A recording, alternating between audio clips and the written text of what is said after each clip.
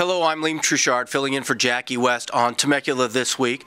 This week, we're going to first talk to Nelsie Rodriguez about the Temecula Valley Wine Country Community Plan. There's a lot of concern over this, and joining us now is Nelsie Rodriguez. And Nelsie, give us a quick rundown of what's going on.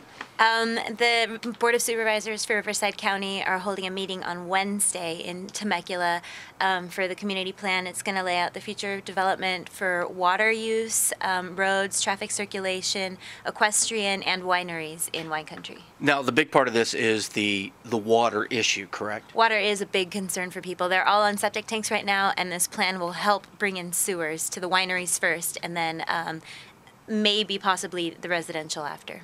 And then also water usage with all the wineries out there and all the equestrian places coming to that area as well, correct? Right. Supply is going to be a big issue as they go forward. All right. Thank you, Nelsie.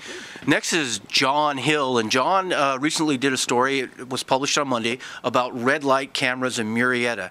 And John, what's going to happen now? Well, next week there is going to be a hearing in court about the initiative to ban the red light cameras. There is a lawsuit that's seeking to stop that initiative. Now, the contract for the red light cameras, they're due almost about the same time as that vote is going to be taken, correct? Yeah, so basically, if the voters decide to vote out the cameras will stop. If they don't, then it's up to the city whether or not they want to continue with that same firm or go with someone else. Thanks, John.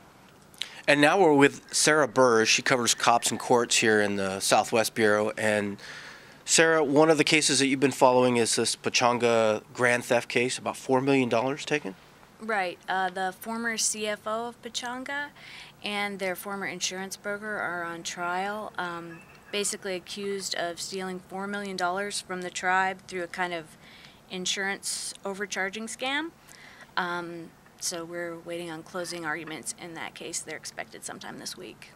And one more case you've been working on. It's kind of funny, but it's kind of serious.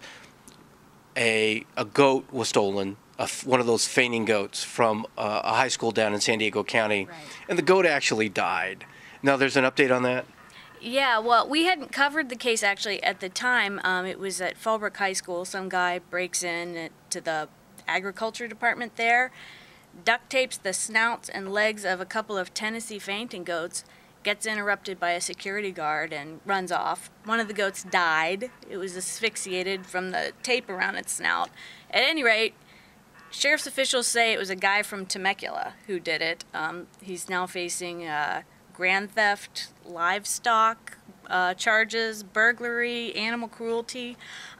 Essentially, they got DNA evidence from the duct tape that was around the goat's snout, and the cops say it was a 23-year-old from Temecula. He was arrested a couple months ago, actually, but the sheriff's office just announced it a few days ago. And for those who don't know, these Tennessee fainting goats, you scare them or you chase them, whatever, and they just kind of fall over. Apparently so. I never met the goats, but yeah, I guess they don't technically faint, but they kind of seize up and just will topple over. So. Thanks, Sarah. Well, that's it for Temecula This Week. Don't forget to join Jackie West for Temecula This Weekend on Friday. I'm Liam Truchard from the Southwest Bureau. Thanks for joining us.